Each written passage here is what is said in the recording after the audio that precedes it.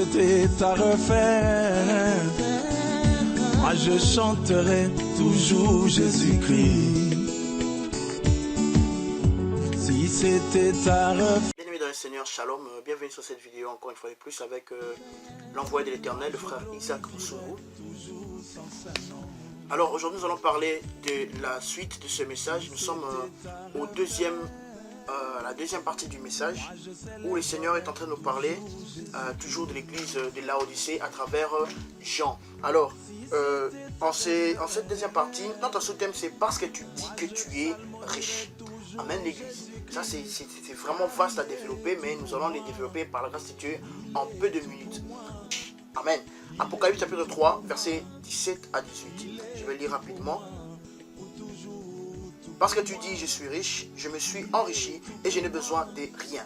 Et parce que tu ne sais pas que tu es malheureux, misérable, aveugle, pauvre et nu, je te conseille d'acheter de moi de l'or éprouvé par le feu, afin que tu deviennes riche, et des vêtements blancs, afin que tu sois vêtu et que la honte de ta nudité ne paraisse pas, et un collier pour oindre tes yeux, afin que tu vois.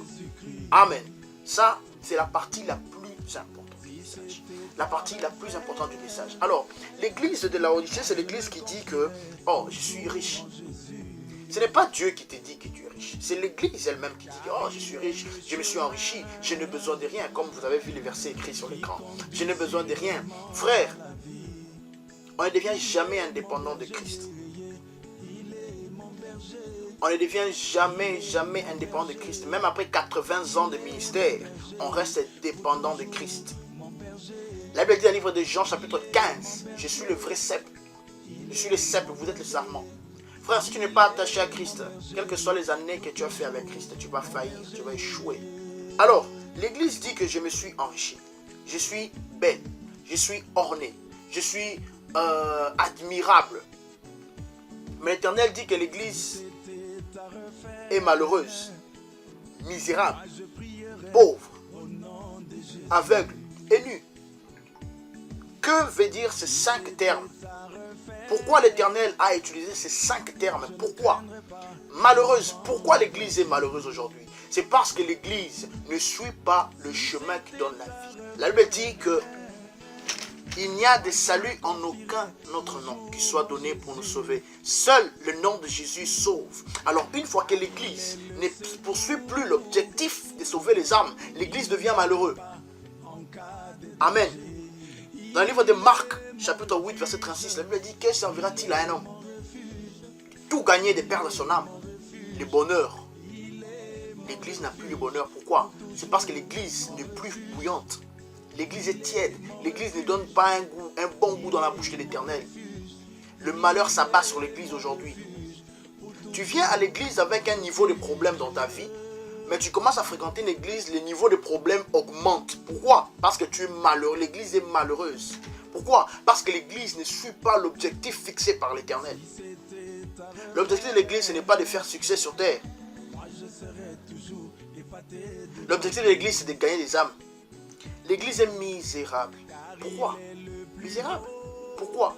Parce que l'église n'est pas attachée au cep.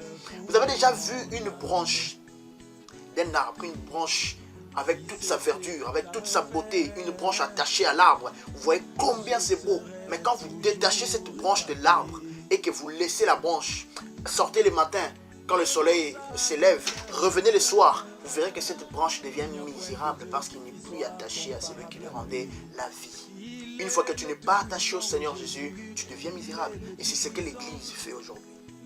La Bible dit que l'Église est pauvre. Pourquoi l'Église est pauvre?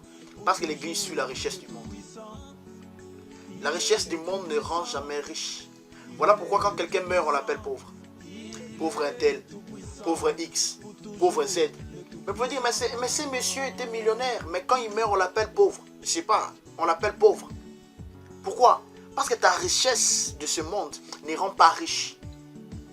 C'est pour ça que l'Église est pauvre. L'Église court derrière la richesse du monde, derrière le succès du monde, derrière la gloire du monde. Voilà pourquoi l'Éternel est en train de dire que l'Église est pauvre. Amen. L'Église est aveugle. L'Église n'arrive plus à distinguer les bons et les mauvais. Même quand l'Église voit que c'est mauvais, l'Église dit que c'est bon. Aujourd'hui, les péchés ne sont plus les mêmes. C'est-à-dire, on ne juge plus le péché, la personne par rapport au péché, mais on juge le péché par rapport à la personne. Ça veut dire quoi? Si un frère a volé, si un frère a menti, si un frère est tombé dans l'adultère, si un frère a créé quelque chose, on l'excommune devant l'église. On le juge comme si c'était un tribunal. On appelle les diacres, on appelle les, je ne sais pas moi, les anciens de l'église. On appelle tous les officiants. Le pasteur est là sur son trône. Eh messieurs, tu as fait ceci, tu as fait cela, tu es suspendu, tu es viré, ou encore tu es excommunié, tout ce qu'on peut dire. Quand c'est le pasteur qui a fait la même chose, ça passe à inaperçu. Tout le monde ferme les yeux, on ne dit rien. Un pasteur qui vit dans la polygamie. Vous dites à une âme de l'église, mais comment votre pasteur vit dans la polygamie? Vous ne pouvez pas lui parler. Mais l'âme te dit, ne touche pas au pasteur. Pasteur, au lieu d'être des bergers ou encore des pasteurs de troupeaux, vous êtes devenus des fanatiques. Vous avez créé des fanatiques de vous, au lieu de créer des fanatiques de Jésus. Aujourd'hui, les églises sont remplies de fanatiques du pasteur. Pasteur, fais tout ce que tu veux, nous on est là pour toi. Les chrétiens de Béret sont partis où? Les chrétiens de Béret qui pouvaient prendre le temps de regarder si ce que l'homme de Dieu dit et si ce qui est dans la Bible est pareil. Les chrétiens de Béret faisaient toujours cette fonction univoque entre la parole de Dieu et la parole que l'homme de Dieu est en train de prêcher. Aujourd'hui, les pasteurs qui viennent sur la chaîne, ils disent que non, je me suis marié, mais Dieu m'a dit de stopper, j'ai divorcé pour faire le travail de Dieu. Aujourd'hui, Dieu permet aux pasteurs de divorcer. Même pas permet, mais Dieu demande aux pasteurs de divorcer. Aujourd'hui, Dieu commence à donner l'accès aux hommes de Dieu de péché. Frère, vous dites que vous êtes homme de Dieu, vous dites que ne touchez pas à mes oins, vous sortez tous ces messages que vous connaissez par rapport aux hommes de Dieu. Vous n'avez pas tort, vous avez raison. Mais qu'est-ce que vous nous montrez, nous? Et comme si ça n'était pas suffisant, vous êtes en train de discriminer les pécheurs. Un homme de Dieu, c'est celui par qui on voit Dieu.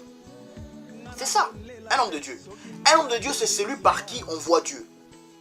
L'église de Laodicée est aveugle. Même quand on lui montre le mal, il dit que c'est bien. Même quand on lui montre le bien, il dit que c'est mal.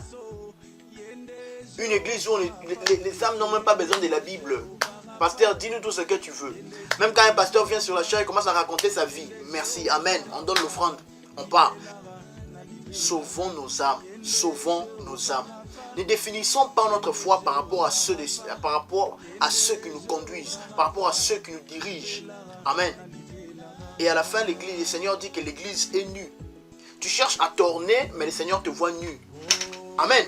Et ce que j'ai aimé, c'est comment l'Éternel qui est en train de parler à Jean a maintenant redéfini tous ces 5 points de sa propre manière. Quand il dit que l'église est malheureuse, qu'est-ce que lui veut à la place? Quand il dit que l'église est misérable, qu'est-ce que lui veut à la place? Quand il dit que l'église est pauvre, qu'est-ce que lui veut à la place? Quand il dit que l'église est aveugle, qu'est-ce que lui veut à la place? Et quand il dit que l'église est nue, qu'est-ce que lui veut à la place? Alors, il dit, je te conseille d'acheter de moi l'or éprouvé par le feu.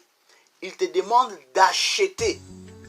Achète l'or qui a été éprouvé par le feu. L'or qui a été éprouvé par le feu, c'est ça la richesse. L'or qui a été éprouvé par le feu, c'est ça la vraie richesse. C'est Jésus. Jésus, c'est la richesse. Amen. Quand tu as l'or qui a été éprouvé par le feu, tu ne seras plus misérable, tu ne seras plus malheureux, tu ne seras plus pauvre.